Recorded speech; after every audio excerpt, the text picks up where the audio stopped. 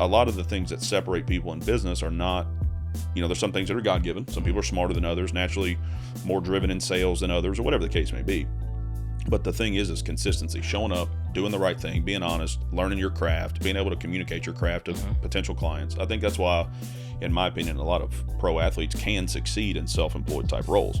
You might be like me, where you've got a fixer mentality, to where if somebody comes to you with a problem, or hey, can you do this? Your first answer, because you believe in yourself and because of what you've done, is yes, and you can do it. Do you think that in areas like South Central Kentucky, Northern Tennessee, like Nashville, do you still see the future growth being what it has been leading up to this point in the commercial space? Yeah, I actually think we've just scratched the surface, to be completely honest with you. I mean, that's just my take of it. I'm in the space. I'm a little biased, and I love Bowling Green, but...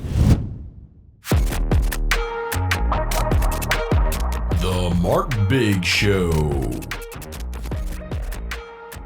What's up, everyone? Welcome back to the Mark Bigg Show. As always, super excited about my guest today. And I hope you can tell this is a theme that I'm trying to bring people on the show that will continue to add value to you, regardless of the industry that you're in, regardless of what your past and your background looks like, all those things. I'm trying to bring value to everyone that comes across this podcast. So before I introduce our guest today, I do have one simple ask, is that if you will like, share, subscribe to YouTube, Spotify, Apple Music, wherever it is that you listen to podcasts, and wherever you stumbled upon this, whether it was Instagram or wherever, just please like and share this, subscribe to it. That helps us out a little bit as we continue to keep going. So without further ado, our guest today is Mr. Kent Bulle. What's up, Kent? How are you, buddy? Good. Kent's a former professional golfer, born and raised in Barron County, Kentucky. Glasgow, yeah.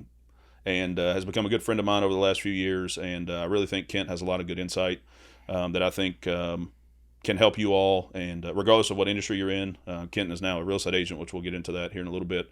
But just super excited to have you, and just wanted to give you the platform to kind of share some about your story and where you're at, where you've been, where you're going.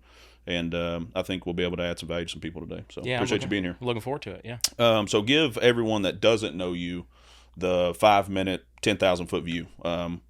Where you're at, where you grew up, kind of your background, your history, your story, just the little bits and pieces. And forgive me because I'll interrupt and dive in where I see fit, because that's who I am. But kind of just what you're about and where you're from. Yeah, so from Glasgow, Kentucky originally. Grew up there, 18 years, Glasgow High School, graduated in 2006.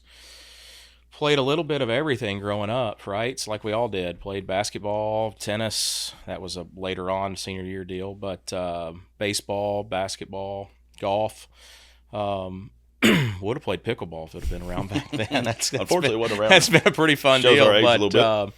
But anyways, yeah, so grew up there, and really kind of got into golf a little bit more heavy senior year. Ended up going from there to Middle Tennessee State University, playing for 4 years there. So did you play golf like as a kid too?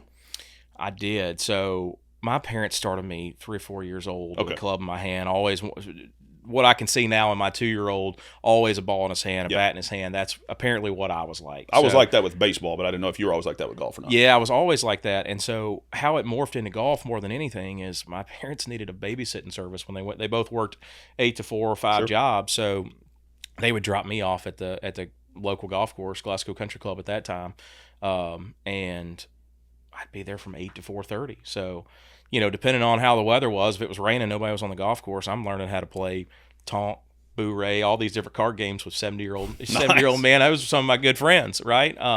So it was play 54 holes a day, play cards, play golf, whatever it was. So you fit right in a locker room then whenever you got to that point. Oh my gosh, are you kidding me? Yeah. So you get exposed to a little bit of everything, right? And I think you grow up a lot faster that way too when you're exposed to older people. Stories and all that stuff. Absolutely, yeah. So so I played golf, obviously 4 years at Middle, and then my 5th year I helped coach, which was a great thing for me because I was a little burnt out on golf. I'd got to the point where I was good enough probably to turn professional, I thought, and did, but also gave me a little time to step away and walk and enjoy the game a little bit and breathe a little life into the career that I was going to go into. What does a golf season look like for a college player? That's something that I don't know. Yeah, so you start school August. You almost jump right in, maybe your first or second weekend. You play 4 or 5 tournaments in the fall. You play 4 or 5 tournaments in the spring, and then you go into the postseason with the conference tournament, NCAA regional, and then NCAA finals. And so is that like a tournament like in the regular season? Is that like a Thursday to Sunday like a pro tournament is, or what does that look like? No, you typically leave on Saturdays. Okay. You travel day Saturday. You play a practice round on Sunday, 36 holes on Monday, 18 on Tuesday for a 54-hole event, and then you bus or fly back on Tuesday night. Gotcha. So it's really a 2-day thing, basically, Yeah. as far as the actual tournament. Monday, Tuesday competition days. Got it. Yeah, until you get into the postseason, and then it changes a little bit depending on the conference tournament or NCAA regional. And I can't remember exactly the days, Tuesday to Friday maybe, or something like that. But yeah, so you play, you play all year, and then you go to the conference tournament. It's the same as everything else, where at the time, it was top 50 or 55 teams made it to NCAA regionals with an at-large bid, or if you won the conference tournament, You're automatically in. Okay. So I think we won the conference once or twice, and then we played the NCAA regional 2 or 3 times, and we actually made it all the way. My sophomore year, we played the NCAA finals. No joke. And finished 15th in the country. Yeah, I didn't know that. Yeah, it was pretty cool. Who was like the top schools then, like when you were playing? Oklahoma State was really good. The southeastern teams, Georgia, Florida. Are they usually pretty competitive? They're usually pretty competitive all the time. I mean, that's kind of baseball is too in football. That doesn't really change a whole lot. Ole Miss has gotten to be really good now. But so after I finished, I played. I went from there and I played many tours in the States. Back then, it was called either the E-Golf Tour, and it was around the Carolinas, and then there was the Hooters Tour that went around the Southeast. Okay. So is that like a minor league baseball, for example? Exactly right. You Just pay for your the money. PGA? You pay $1,000 or $1,200 for an entry fee. Winner got $30,000. If you made the cut, sometimes you got your money back, sometimes you didn't. But it was just it was almost a organized form of gambling, right? Everybody puts their money in a pot. They pay it out for you made the cut. And that's how you prepare all year to get ready for Q School at the end of the year. What is Q School? So School, so qualifying tour school. So back then, it would be there's a first stage, a second stage, and a third stage. So each stage you sign up, you go. There'd be about 100 guys. 20 would move forward at a first stage, and there'd be 12, 14 sites. Is that like competition based? Like you have to win, and that's the so many that move forward? Yeah, the top 20 of that 4-round site. So you'd play 4 rounds. Top 20 move on. Got it. So then you'd go to second stage, and everybody that got through the 20 at each site that went through first stage would go to second stage, and then guys that were already playing the Korn Ferry Tour, or at that time it was called the Nationwide Tour. Okay. Those people that finished outside of top 100 or so on the money list, they would filter in as well, and then there'd be 80 to 100 guys at that site, 20 at each of the sites, and there was about 6 at that point, so 20 of those people would move through. So you get 120 guys that move to final stage. Okay. And then at final stage, you've got the group that finished a little better than the people that went to second stage, maybe outside the top 75 to 100 would come to final stage. And then of there, the top 25 people would get their PGA Tour card. Dang. So how long of a process is that each year from start to finish? So, the mini tours would run from January to August, and then first stage would start at that point. So is that kind of like tune-ups, getting ready for that, so to speak? Obviously, you're trying to make a living at the same time, but like... And that's the deal. You try to make a living throughout the year, make enough money, get the reps, and then all that matters was Q School. Yep. So you could go out and play 15 mini tour events, win all 15, lay an egg at first stage and finish 25th, and you get nothing. Season's over. Start back again. So at that point, and I'm sure you've got friends and guys that you met along the way that have been through this path probably multiple years running, similar to minor league baseball in my mind is what it boils back down to. So like, do they work part-time jobs outside of there? Like how does somebody like that's trying to make it? Because I've got another friend that comes to mind that he had went to Florida, and I assume it's some similar type of thing. Mm-hmm. But I just don't know the logistics of it like I do baseball. But do people work part-time jobs? They just do this? Like, what does that look like? 90 to 95% just do this. There's some guys that are making a little extra cash that might do some things on the side to be able to go. Typically, you've either got a little bit of a bankroll set up that you've saved up to go do it, or a lot of the people like myself had investors. Got it. That would. I raised money when I first started. I was trying to raise... Scott Stallings, a good buddy of mine, and so he had done this whole process. He's had a great PGA Tour career at this point now, but this was back in like 2010, and I called him. I said, "Hey, how do I raise money?" And he said, "Well, you just sell shares, right?" So, at that time you needed about $60,000 to $75,000 in expenses to make it run for the year. So he said, just sell 12 shares, $5,000 a piece. And, you pay those guys back first, and then they get a preferred return on it, and then you get to keep a little bit at the end. But it alleviates some of the pain, whatever of your plan for each week costs you $2,500. Interesting. If you don't play well, you just lost $2,500. Exactly. There's no money to show up. You know how that works. And so, so I go to raise money, and it's 2010, and so you know what happened in 2008 and 2009. People are a little leery at that point. People probably. are not ready, really like, hey, Let me take this risk right here's here. $5,000 on this kid from a town of 15,000 people. Go get it, man. You're going to crush it. You're right? going to do great. Not saying they didn't believe in me, but $5,000 in 2010 after the recession is a lot of money. It's a big deal. So I think I raised like 20. Yep. And I was like, okay, well, Here we I've go. got 10 weeks worth of expenses. Let's roll. So selfishly asking, does that mean that like if you sell a share, for example, like and say 2 years from now you're on the tour, do they have like preferred dollar amounts that they get from your winnings on tour So- at that point, or like what does that look like? Every deal is different. Okay. The ones that I signed, no. Okay. Because there have been some guys in the past that have signed those deals and are out there giving away 30-40% of their income when they get on the PGA Tour for That's a a long time. big dollar amount, or it could be. That's right. And I've seen different. I don't want to sound like they're like hawkish or sharkish, but they kind of are if you think about it. A lot of guys, and I don't know how prevalent it still is, but when I was playing towards the back end of my career, these agencies would come out and they would say, okay, we've got either this kid that's going to be a high draft pick or he's going to be a international sign from a foreign country, okay? And we think you've got this value, so we're going to give you X amount up front. In return for, we get 20% of your lifetime earnings.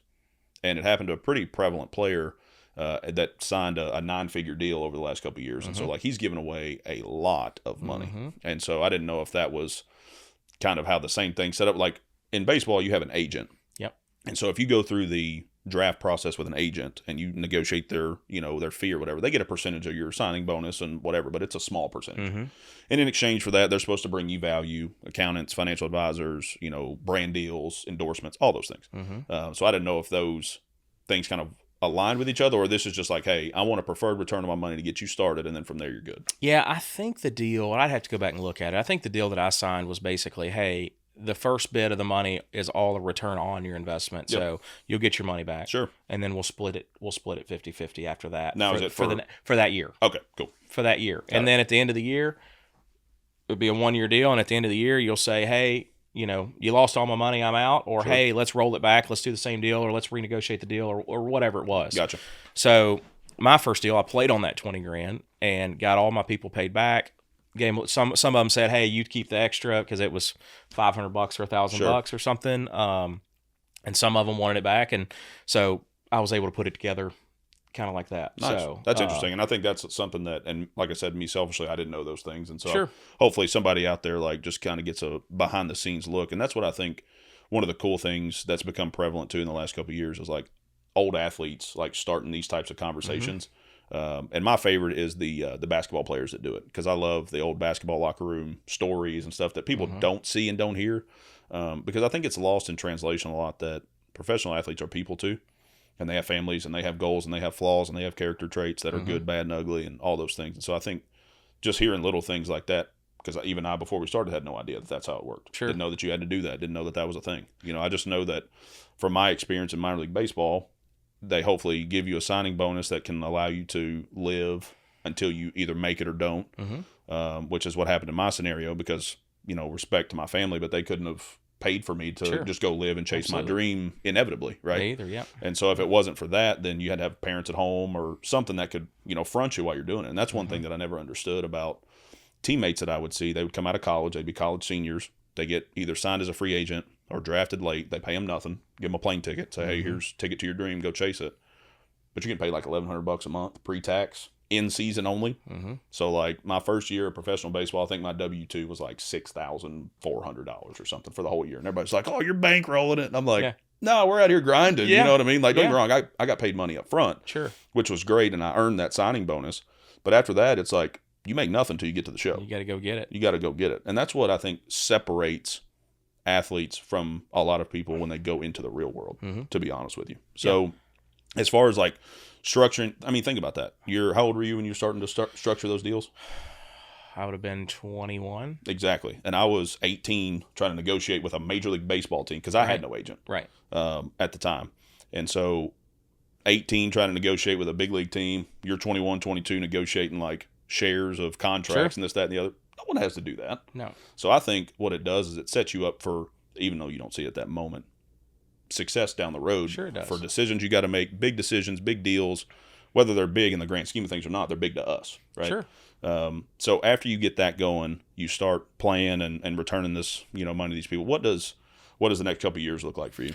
So I did that from 2011 to 2014. One thing I do want to interject. Sorry, I just had a thought. Yeah. So you said you stepped back and coached for a year. I did. How did you stay? Obviously, you're playing, I'm assuming, either with the guys, against the guys while you're coaching. But, how did you transition from that 1 year of coaching back into playing and going into this? What did that look like? Yeah.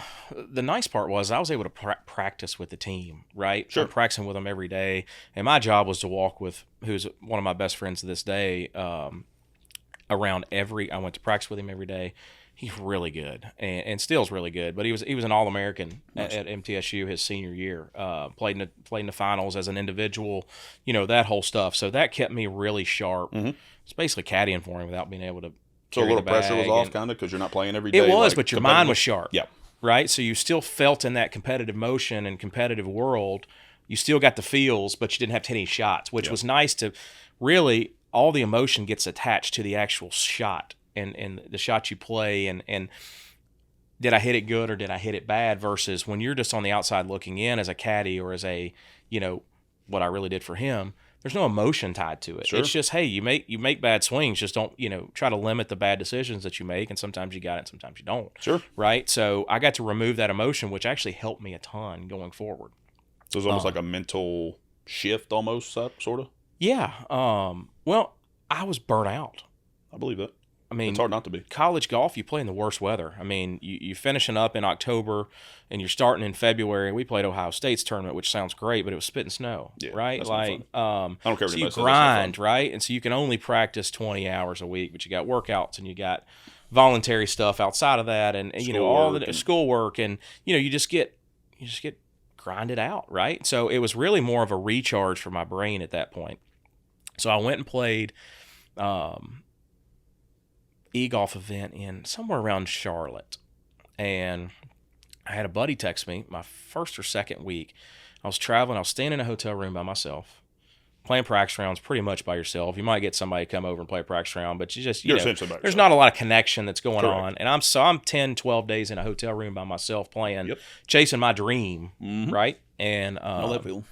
It was awful. Yep. It was horrible. Can be. I was like, I cannot. Something's got to change. I've got to travel with somebody. I've got to, something. I've got to have something around, because you go from having 4 to 8 teammates and a coach around you at all the time, and then you go and it's just bam, you're by all yourself. on you. Yep. And everybody's competing for the same thing. That's right? the hard part. Like, to your point about a minor league locker room or a professional baseball locker room in general, whether it's the big leagues or not. So you're on a team. But in the minor leagues with baseball, those front offices don't care if you go, there's 140 games. They don't care if you go 0 and 140. You're just trying to move up. Because they're trying to develop big leaguers. That's right. And so, despite the fact that these guys are my boys and I want to see them win, at the end of the day, if there's 7 guys in the bullpen, and I'm one of those 7, I want you to win, but not at my expense. Right.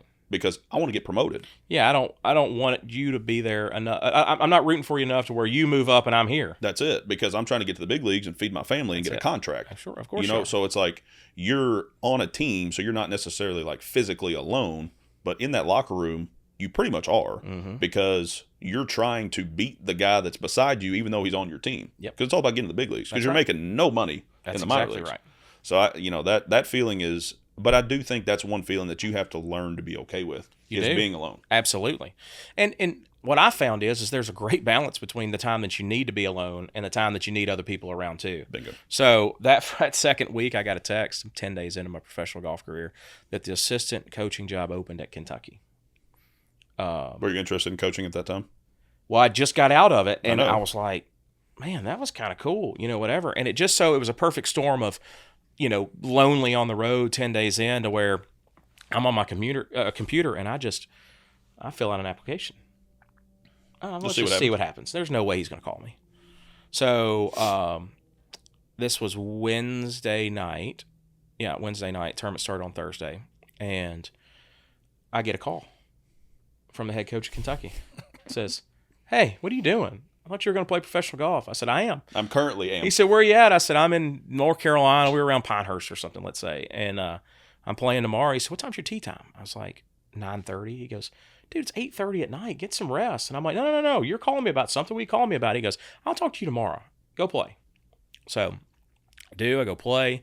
I get done. I call him, 3 or 4 o'clock. I get back in my hotel room. He's like, hey, man, what's up? I said, not much. Just got back to the hotel room. And I was like, so what are you thinking? He goes, no, wait a minute. How'd you play? I'm not worried about that, guy. What do you want? Yeah. I'm like, this is separate. This is something different. What are we going to talk about? I said, well, I shot 63 today. He goes, why are we talking? If anybody doesn't know, 63 is really good. So, go ahead. It's leading a golf tournament. Yep. And so he goes, why are we talking right now? And I said, I don't know that this is what I want to do. And he said, let me tell you something. I would be doing you a disservice if I hired you right now. He said, props to him for telling me that at that time. Yeah. Because if he'd have said, dude, come on, I may have left right then and headed to Lexington. But he said, you got the rest of your life to sit on this side of the desk. He said, go play. Go get it. If you get done and you want to get on this side of the desk, there'll be a job for you. That's cool. And so kudos to whoever that guy is. Absolutely. Brian Craig, he just retired at Kentucky. He's still there until like last year. But you know how hard that is for somebody that is in his position that would, your status and stature in the golf game at that point would have like upped his coaching staff, like what that could do for him, another feather in his cap type of deal to be able to say that to you. Yeah. That's pretty impressive. Yeah, it was great of him to do that. So I continued playing there until about 2014, and then came up this new tour called PGA Tour Latin America. Okay. And boy, I didn't know any Spanish, and some of my buddies. Not a lot of Spanish speakers in Glasgow. Let me just throw that out there. I think I took one semester in high school, and I was, half a year in high school or college, maybe even. I don't think I did, but I knew nothing. And so, a couple of my buddies that I played on a team with were like, "Hey, let's go down there." And I was like, "Seriously?" What part of Latin America were you going to? Everywhere. Okay, so anywhere from Mexico as far south as Argentina, Chile, Peru, Honduras, Guatemala, Colombia, Ecuador. I'm probably forgetting some of them. So there's going to be basic questions, but just because I don't know. So like PGA Tour Latin America, do you pay an entry fee and you're in? Do you have to qualify? Do you sign up? So you had to somebody qualify. Sponsor you? What does that look like? Because all that play sounds like to me is money to travel. Right? That's exactly what it was. What's it look like? So basically that year they had a qualifier in Sebring, Florida. Okay. Kind of in the middle of nowhere, Florida. And so I think about 100 guys showed up, and they limited it to 100, and the top 14 got to go and had status on Latin American Tour. Okay. So there was 4 of us that tried to do it, or actually 3 of us that year. All 3 of us got through. Sweet. And so here we go off to South America.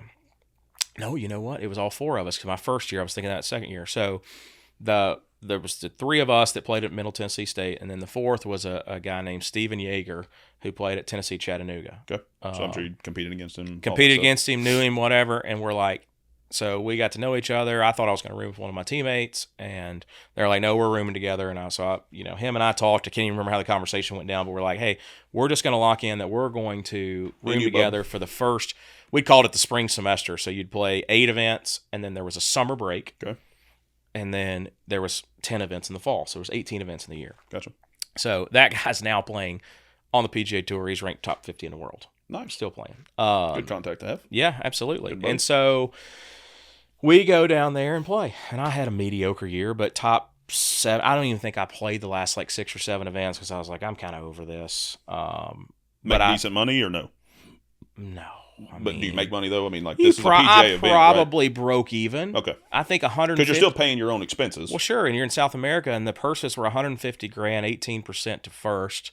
So I think it was $30,000 or so to first. Gotcha. Last place that made. If you didn't make the cut, you didn't make any money. I'm just trying to paint a picture here because a lot of people when they think professional sports, all they think is, if you're playing in this tournament, if you're playing on this field, if you're playing here, you're making $1 zillion. So I'm just trying to paint that picture. I finished top 75 barely, which is what kept my card, and not playing the last 5 or 6 events because I was over it. Sure. And probably lost $20,000. Yep. But I kept my card. Right. That's right. It. And so had the ability to play the full season the next year. And I got a call from an investor that was investing in another player that said, hey, I looked at your stats. I saw your stuff. How are you on your money situation? And at that point, all those deals that I talked about before were over, and I was just working off the money I had extra, and I just didn't hardly have any money to play on. Sure. And I said, it's not great. He said, what if I write you a deal where I'll pay you a monthly salary to kind of take care of your expenses back home, and then I'll pay for all your expenses throughout the year, and I want you to bring a buddy to caddy for you. I'll pay for his too. Okay. And at the end of the day, whatever you make, I want to get paid back, and we'll split it 50-50. I'm like, well, this is fantastic. That's a home run. Home run deal. So I go out in 2015, take a good buddy of mine to caddy for me, and finish second on the money list out there. Made over $100,000. Nice. Which was a big jump. But when I say I made over $100,000, probably still that was what I made on the golf course. Mm-hmm. I might have made $30,000. Exactly, because you still got to spend for everything else and expenses and That's exactly right. So from that though, finishing top 5 on that money list, the only reason you go down there is because that gets you to the next level. I moved up to, at that time, if it was either the web.com or the Korn Ferry Tour, but that's now the feeder system that runs into the PGA Tour. Gotcha. So it's kind of like, we'll call it, would that be like AAA? You're one call away from the show at that point? One call. Yep. Okay. Yep. You're a good season away from playing the PGA Tour at that point. So now I've made my jump up from the mini tours to PGA Tour Latin America, which is a step up, and then the next step up.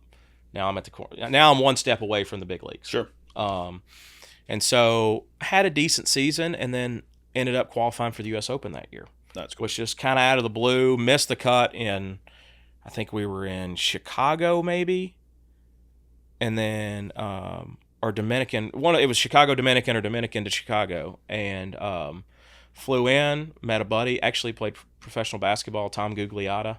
I know that name. He's a good friend of mine, still to this day, and so got to stay at his house, played his home club, caught lightning in a bottle, shot 63, 68, ended up making it. They took, I think there was 80 guys, they took 3 that got to play in the U.S. Open, and I made it by like 10 shots. Wow. Just one of those. Just happened. Played great. That's so, awesome. And the way that works in the sectional qualifier is 2 weeks later, you're playing the U.S. Open. That's cool. You get thrown into the fire, you know. Welcome, you're on TV now. Yeah. So tell me what the difference is, all right, at that point. So, like, now you're about to taste what all the greats have done. You're about to be on that, on that stage. What's different from I played this qualifier or I played in this Latin American tournament to I'm in the U.S. Open? What does that feel like? Well, the whole week you're walking around with your eyes wide open and your chin on the floor. You're like, because it's just insane. Whoa. I mean, what was so cool was like, I went from, where my story started, getting dropped off the golf course at 8 o'clock in the morning, getting done at 4:30, that all I dreamed about was playing in these big tournaments, whatever. And I made the jump from playing mini tours to Latin America to Korn Ferry to, hey, by the way, you're playing a major. Like that, overnight. Yeah. And for anybody that doesn't know, the U.S. Open is one of 4 majors that happen every single year. A lot of people would recognize that, but a lot of people wouldn't either. So, sure. And so now I'm walking up, hitting balls next to, Tiger wasn't playing that week, but you're walking up, hitting next to balls at that time at Phil Mickelson and Jason Day and, any of the names that you've heard of. That's cool. Hey, you're not in Honduras anymore. You're playing against these guys. You're playing against those guys. There's I'm one of 144, 156 guys that have a chance to win the U.S. Open. So in your experience, like with a major like that, what would you say is the separator from a guy that's a top tier PGA player like lifetime, like a Phil Mickelson? Mm-hmm. I don't think, in my opinion, and I'm not a golf like guru, but I don't think anybody touches Tiger. And that's could be my age and generation. Like, I don't know the Nicklauses and the Arnold Palmers and stories from before. Right. But if you look at stats, just that I see scrolling social media, I don't think anybody touches Tiger. That's just my personal opinion. Sure. That's not rooted in fact. That's just opinion. But what do you think separates those top tier guys from your even mediocre PGA Tour players? Because they make decent livings. God-given athletic ability. Okay. I mean, whether it be mental or the physical part or whatever. I mean, the top 10 guys in the world are leaps and bounds better than the next group. Now, as far as their golf game goes, or just everything total package? Some of them, I would say everything total package. Some of them are just unbelievable drivers of the ball. Some of them do it all great. Some of them are just great putters. But that top, and maybe I would say it's top 5 to 10 people they're just better. Different. And the guys that are, 30 to 50 in the official world golf ranking would say the same thing. I think they'd say, yeah, that guy's just incredible. They're just different. It's just, and that's what I tell people about baseball players. So, like, a lot of people that don't understand baseball very well, they're like, oh, the Hot Rods stink, the minor league team here in town. And I'm like, no. What you don't understand is they're 2 calls away from the big leagues at that level. Mm-hmm. And the guys that you see pitching, catching, hitting, fielding over there are the same as your average major league player. Mm-hmm. The upper echelon of major league players, your Mike Trouts, Mookie Betts, Ohtani's, they're God-given. Yeah. You're never going to be that good. It's crazy. You're never going to be that good. Yeah, I mean, I played a practice round that week. I can't remember if it was that week or the next year. I ended up, not to get forward chronologically, but like I played the British Open the next year. That's cool. And I played a practice round with Dustin Johnson. And the sound that the golf ball makes coming off. It's just different.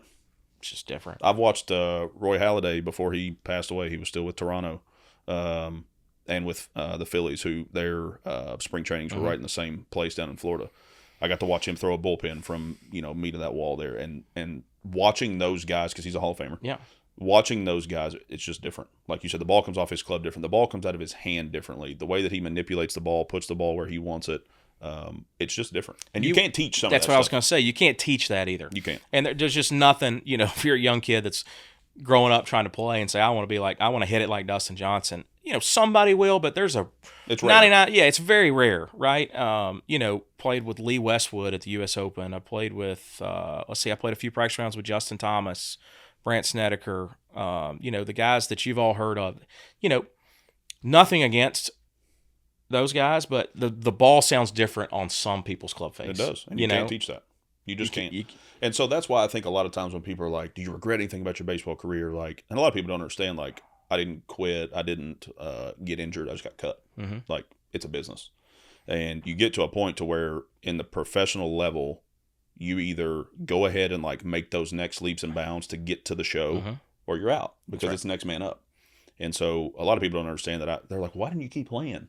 It don't work like that. Right. I don't just call up the Atlanta Braves front office and say, hey, I want a spot in your minor leagues to see if I can continue to make it or not. It don't work like that. Right. And so, it got for me to a point to where at the end of my career, and I got, I'm sitting across it was literally just like this. They're in a chair and I'm in a chair and they're like, hey, we won't have a spot for you. Yeah. It's over. We're going to release you and, you pack your bags and get out of here. Mm-hmm. You have a decision to make at that point. For me, it was like, okay, well, I've done this for 5 years. And at that point, I just knew that I didn't have what it takes to get to the big leagues. Mm-hmm. My ability was there, or else I wouldn't even be there. Right. But my performance had not indicated that. And so it was another man's turn. Yep. Right. And I was okay with that. So what did like kind of the latter part of your golf career look like? So you got to have these pinnacle moments where you play in the U.S. Open and the British Open, which a limited amount of people can ever even say. Sure. So what did it look like from there? So towards the end of 2016, my shoulder started bugging me. Okay. And I remember being in Argentina. So I won the Argentina Open in 2015.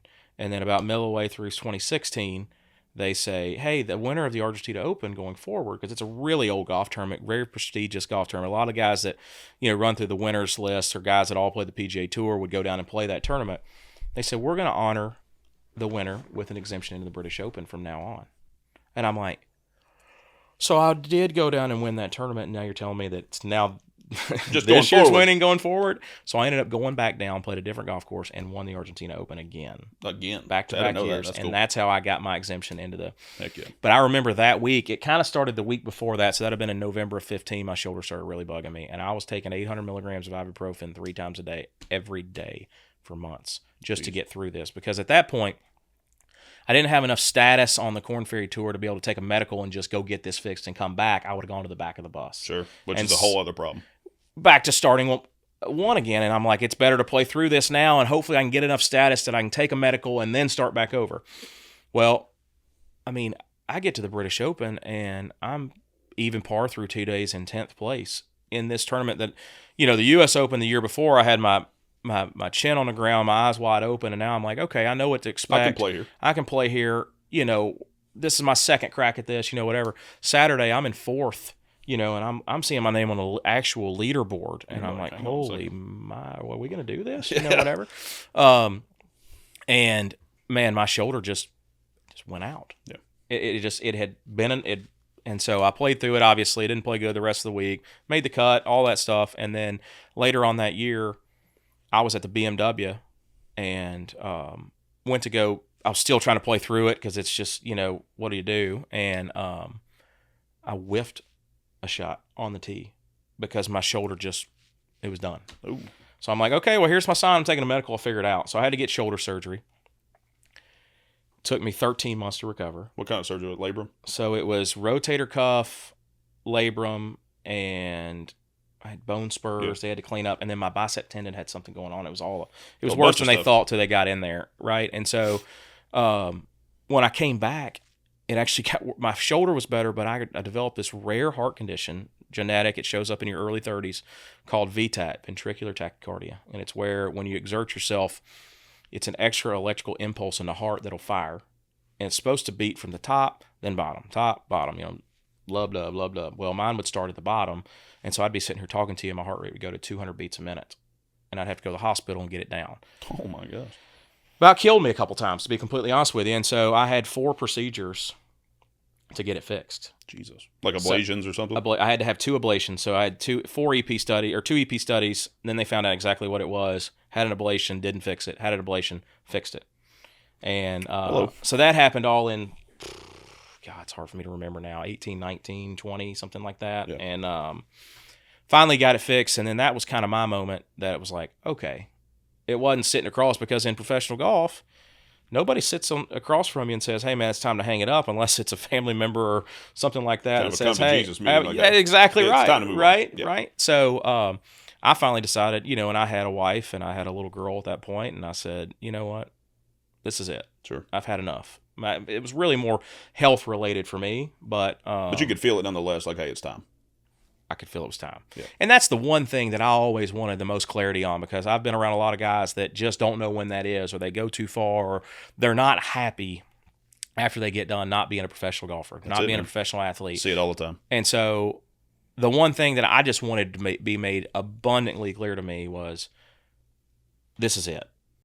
Be at peace with that. And I was. And that's the greatest thing that's ever happened to me. That's what I was going to say. Did you have that with the way that it played out? Absolutely. So I still have guys, I go out and play and play really well Yeah. from time to time. And they're like, "Do you miss it?" And I'm like, I miss like 5% of it, but I don't even think ever about, hey, maybe I should go out there and do People this ask me again. that all the time. Do you miss baseball? Do you miss this? Do you miss that? And it's the same answer. Sure. The competition of it's great. The preparation for something that you have to like hype yourself up for and be prepared for. Because similar to golf, baseball, me as a pitcher, like I grab the ball, you're the hitter, it's me against you. Yep. I worked and prepared to be here, so did you. Who's better? Who wins? Who wins? I got to execute my pitches, and even if I execute, you could still beat me. Or even if I miss my pitch, you could beat yourself. Like that part is the best part. The game inside the game. But everything else, I'm with you. Well, sure. I don't miss it at all. Sure. So towards the end, I went back to Q school that year, and I said, okay, if I just happen to get through, then maybe we'll see what happens. If not, whatever. And I was taking my real estate class online at Q school. Nice. I was like, I called Lauren. I was on the cut line going to the last day, and I called my wife and I said, "Hey, just so you know, no matter what I shoot today, I don't care if I get through to go to second stage. I'm not going to second stage, but I'm just going to go play. This is my final round, whatever." I ended up bogeying the last hole to miss by 1. And I'm like, you know what? There's If the it clarity. can't be more abundantly clear, I'm tired of doing this. There's the clarity if you didn't need it. That's hilarious. Yeah. So I got my real estate license that year, October of 21. So I've had it now about 3.5 years. So what's been your favorite part about transitioning from that into real estate? Ooh, that's a great question. What I like about real estate is it gives me the freedom to do what I want to do. It still allows me to compete in a space. It allows me to, I think golf teaches us some really great lessons, which is, being honest, calling penalties on yourself, all the stuff that you've got to do. Etiquette.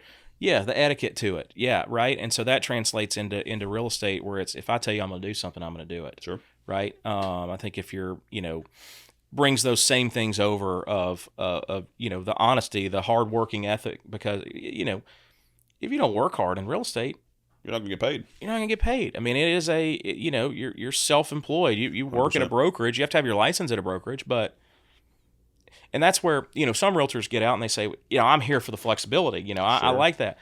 Do you have flexibility? Absolutely. If you take advantage of that flexibility, you're not gonna have a job. That's it. So even when the flexibility moments are there, you still have to be, not every single second, obviously, but you have to be taking advantage of those moments in other ways, preparing for another conversation that you're going to have, preparing for this market update, preparing for this question that this current client's going to ask. Yeah. And that's the whole difference that I think for natural, gifted, and driven people in general, but especially athletes, in my opinion, that have reached certain heights that others haven't. You see, and this is one of the things that I saw with some of the Hall of Famers that I got to share locker rooms with and sit across the table and have breakfast with, like guys you see on TV making $100 million, hitting the big home runs and big moments and all those things. Sitting across from them, they will tell you the same thing. They're not that special. What they do is they take the abilities that have been given to them, which don't get me wrong, the top tier players, they Sure. got those God-given abilities Sure. like we talked about. But they take them and they make the most of them. They work their tail off. They do what they say they're going to do. They're honest with themselves. They show up for themselves every day and do the little stuff. And that's what's allowed them to succeed in those big moments. They play good at the right time. That's it. But the thing is they've prepared for that big time. Sure, You know what I mean? Like they're in the cage at 5 a.m. in spring training with the guys that are 19 years old just getting started. They've been in the big leagues for 10 years, making $100 million. They're still out there doing the same things that got them to where they're at. That's right. And so that's why I think that like a lot of the things that separate people in business are not, there's some things that are God-given. Some people are smarter than others, naturally more driven in sales than others, or whatever the case may be. But the thing is consistency, showing up, doing the right thing, being honest, learning your craft, being able to communicate your craft to potential clients. I think that's why, in my opinion, a lot of pro athletes can succeed in self-employed type roles. Sure. Because like you mentioned before, being alone in that hotel room, like you realize like it's on me. It's on me. And so when you're self-employed, when you're in a business that's commission-based or whatever the situation may be, you realize it's on me. But I've been in this position before. Right. And I can rely on myself. I trust myself to prepare and do, and that's what you do. So. And that's the thing about real estate is you get paid more per deal, but you wake up every day on zero. Yep. Right? So it's not just because you did this deal doesn't mean you've got anything going on unless you've got things in the pipeline and things you're working on. So you're always working. And so when I use the word flexibility, I mean you can go to lunch for 2 hours if you want to. You can go play golf during the day if you want to. You can go exercise. You can play, but it's the flexibility to be able to do that because you're not tied to a desk from 8 to 5. Bingo. It's, but that doesn't mean when you're playing golf or when you're working out or when you're going to lunch that you're always working, right? It's another opportunity to meet somebody. It's to take them out or it's to, spend some time with them because guess what? You may have had 2 hours off from 1 to 3, Sure. but you might be showing property from 5 to 7 at night. That's it. You're on the phone at 8:30, 9 o'clock. So, that's the internal struggle I have a little bit with my previous career is knowing that when I'm on the golf course now, from external, I'm always worried about, well, they think I'm just still playing golf. Sure. Where I'm working. Sure. Or I may be enjoying a little bit of time on a golf course, but it's that dynamic of how do you. And that's hard because you being self-employed now, your phone is always on. You got to figure out boundaries to set with clients. And we talked about this with one of a previous guests. It's like what I've done that's a flaw for me now is I've set the standard of when I was first getting started, I'll take any business, I'll take any call, wherever it's at, whatever time it is. And now getting to the point where I'm at, I'm like, I've got to take some time and like peel these boundaries back for myself. And if I don't do that, I'm gonna drive myself crazy. And so it's harder to walk that back because I've already set that expectation for my clients. So that's a hard thing I think about driven people too, being self-employed is like, when do I shut it off? Right. I have to be respectful to myself and my family. I got to be able to set those boundaries so that down the road, as I'm trying to peel it back, it's not such a hard thing to do. Sure. You know what I mean? Because I've kind of put myself in this corner where I've done those things. So now they've expected it because I've let them expect it because I set that expectation. And so now trying to change that's been an internal struggle for myself. Yeah, and you might be like me where you've got a fixer mentality to where if somebody comes to you with a problem or hey, can you do this? Your first answer because you believe in yourself and because of what you've done is yes, and you can do it. Yep. Yeah, I got it. I'll take care of it. Without thinking in the moment of what that takes for time and effort and what you're going to have to take away from because every bit of time takes away from something else, That's a right? fact. So, and I'm the same way. I'm still in the yes mode. Yep. Yes, I'll do it. I'll do it. Let's figure how to do it, right? So what do you think is next for you? What's in your sights? Like, what do you have your mindset on? What's some of the things that you have in front of you that you're looking to work towards? And obviously you're still trying to build your name in the commercial space and all those types of things, but what do you got at the forefront of your brain right now? Yeah, so I just spent the last 2.5 years that just finished last week with the final exam. I got my CCIM designation. Congrats, man. I know it's a big deal. Yeah, so it's been a lot of time, it's been a lot of effort, it's been a lot of money that I wouldn't trade, but I started doing that, like I said, 2.5 years ago. So CCIM stands for Certified Commercial Investment Member, and so they only offer the final exam, which is basically over the 4 classes. So what I did was I have to do that was go 4 times. It's been Monday to Thursday, 10 hours a day in a classroom, learning a semester-long class on investor decisions, user analysis, and then 2 financial classes of commercial real estate. And so you have to pass a test for each one of those. And then the final exam is a comprehensive exam over all 4 of those. Okay. So it's a 6-hour test. It took me 5 hours and 40 minutes to complete. Oh, dang. And I'm a quick test taker to a fault, and it took me all the time to do it. But that allows me now. They only offer the test twice a year, so there was a couple hundred people that were sitting for the exam. 160 passed, 40 failed. So you're talking about only 300 people a year that probably get this designation. Nice. So I'm hoping that taught me a lot about commercial real estate. Of course. But that in alone, having a few letters behind my name doesn't. It makes you a better commercial real estate agent. 100%. But now it's to go out and use those tools and develop that business more in the commercial space, which is probably, if I had to go back and look, I've done 50-50 residential, commercial. Sure. I would think that, I've got some pretty lofty goals in the commercial world, and I still want to do residential real estate, whether it's, I hate to use the word team, but, build a team or Sure. build something in the residential sense to still be involved and still be able to take care of the people and the clients that I want to work with and want me to work with them. So, but my focus will be trying to shift that and most of my time and energy into the commercial side of real estate. You see that's where you see the long term of your business being, vast majority of the work that you do is in the commercial space. That's what I see. Yeah. Any specific commercial space in general, industrial, or just multifamily, all the above? No, I know you I probably think learned all about the above. I learned about all of them. And at this point now, I've sold a strip center. I've sold a big piece of land, 80-some acres for development for a local corporation. What else? I've sold an apartment complex, sold a warehouse. So I've kind of touched in every one of them. And being in Bowling Green and being in this area, you got to be a generalist, Sure. And so it's really tough to specialize. That's what I was going to say. Is it what I've seen just in my limited investment experience? Like, would it be? I would assume it would be tough to be just one keyhold. I'm only an industrial warehouse person in our area, unless it's like a big city. I feel like is that tough. a fair statement? It'd be tough. Yeah, I mean that's where when you get in your Louisvilles and your Nashvilles and your Chicagos and New Yorks and these CCIMs that I'm meeting across there, that's what they are. Sure. They specialize even in a certain type of industrial warehouse, Gotcha. certain size of it. I only work up to 30,000 feet, and then this, or I only do new multifamily or whatever. But it's just that's not real feasible as a business model. Gotcha. Where we're at Now, do you still see? Because I love real estate as an investment. Mm-hmm. I'm a real estate investor myself. Do you see real estate as still being a long-term, safe place for people to invest their money? I do.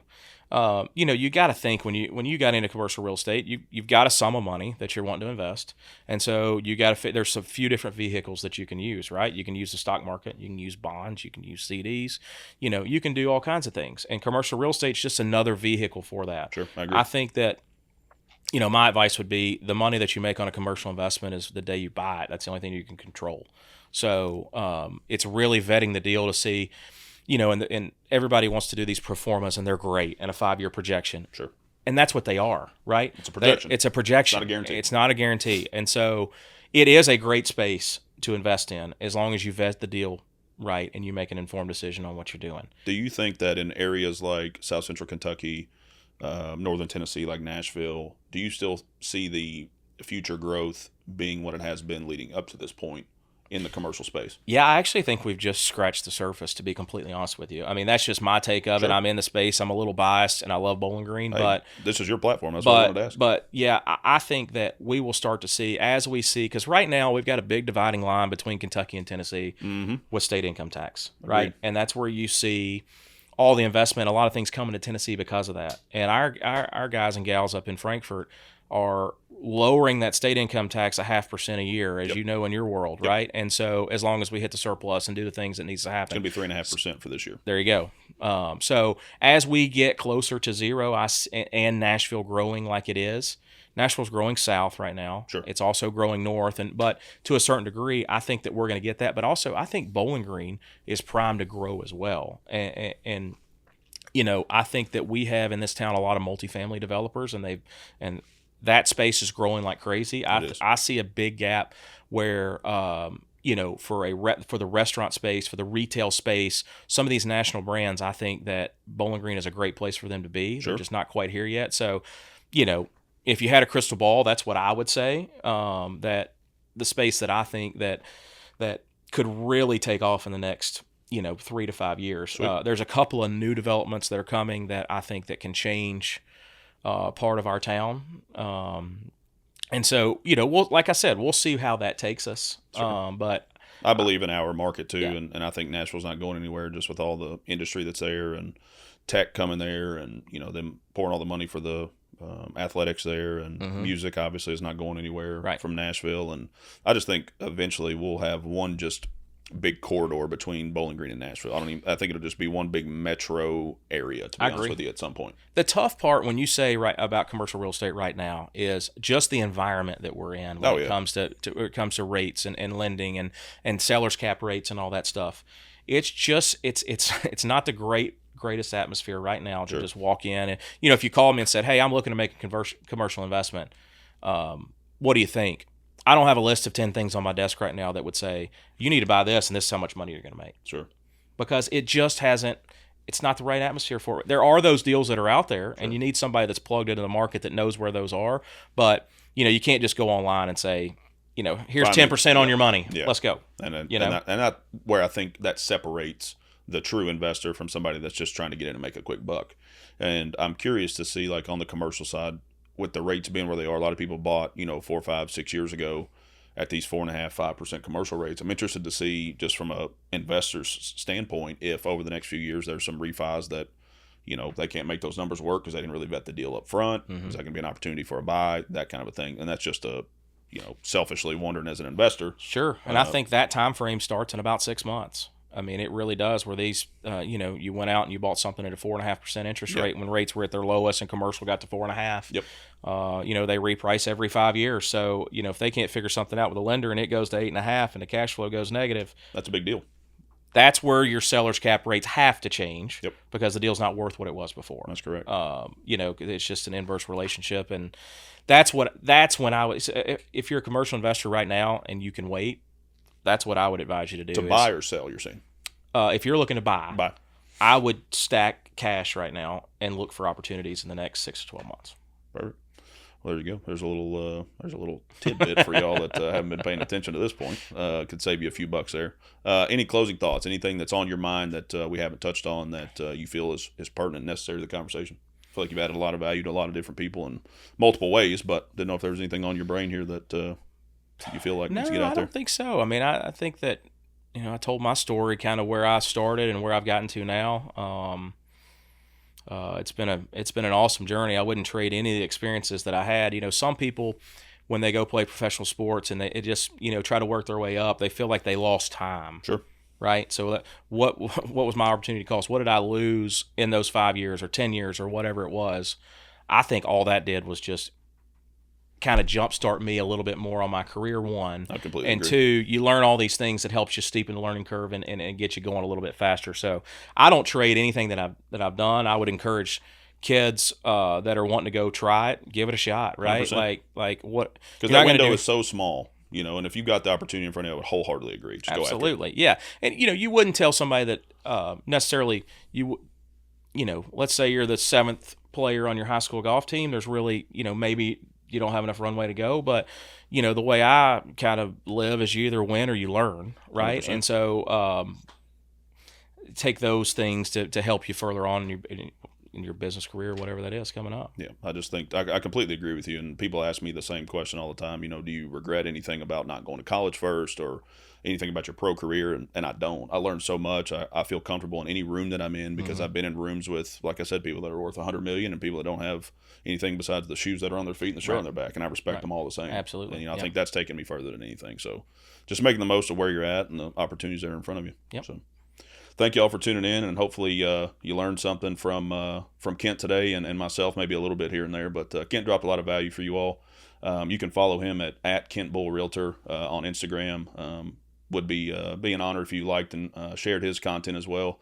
Thank you for tuning in today, and we'll see you again next time. Thanks.